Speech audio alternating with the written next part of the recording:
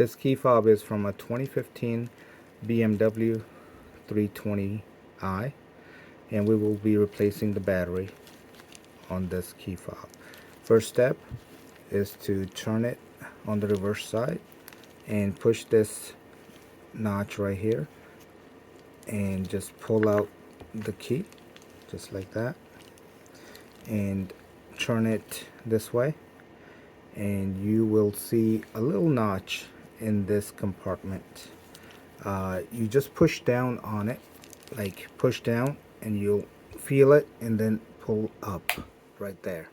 It clicked, and that's how you can just take the cover off like that. And there's your battery. It is a CR2450 battery.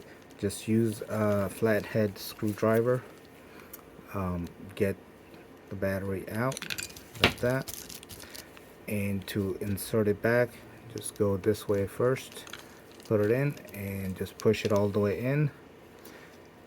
And to put it back, just align this little notch right here, this little notch here at the bottom. Once you align it, and just push on it, and it should click in just like that. And reinsert your key, and you are done.